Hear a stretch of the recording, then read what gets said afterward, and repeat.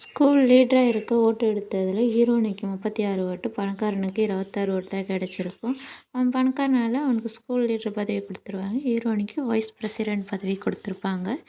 இதெல்லாம் எங்கள் அம்மாட்ட சொல்லி அழுந்துட்டு இருப்பா.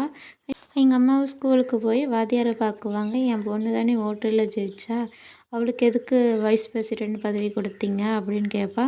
அவன் மிலிட்ரி பையன், அதனால தான் கொடுத்தோம். நீங்கள் வெறும் கடல் நத்தை தான் எடுக்கிறீங்க. அது எப்படி உங்களுக்கு கொடுக்க முடியும்? வைஸ் பிரசிடென்ட் பதவி கொடுத்ததே பெருசு தான் உங்களுக்கு அப்படின்னு சொல்லுவான். எங்கள் அம்மாவும் அங்கேருந்து கிளம்பி பொண்ணை கூட்டிகிட்டு போயிடுவாங்க. எங்கள் பொண்ணுக்கிட்ட சொல்லுவாங்க, நான் தான் ஏழையாக இருக்கேன்னா நீயும் ஏழை இல்லை, எதுலேயும் விட்டு கொடுக்காதேன்னு சொல்லுவாங்க. ஹீரோயினி முத்து மாலைலாம் வாங்கி தரேன்னு சொல்லுவா. எங்கள் அம்மாவும் பொண்ணு முத்து மாலை வாங்கி தரேன்னு சொல்லியிருக்கா அப்படின்னு 2வது வருஷங்கிட்ட சொல்லிகிட்டு இருப்பா.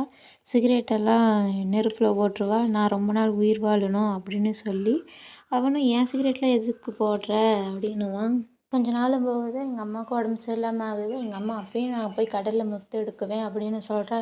அதை கேட்ட ஹீரோனியும், இருந்தால் தானே கடல் நேரத்தை எடுக்க போவீங்க, துணியை நெருப்பில் எரித்து போட்டு போயிடுவா. அவள் போய் கடலில் போய் என் அம்மாவை என்கிட்டயே கொடுத்துரு, நீலாம் ஒரு கடலை தாயான்னு சொல்லி கத்திக்கிட்டு இருப்பா. அங்கே ஹீரோவும் கறி வாங்கிட்டு போவான்.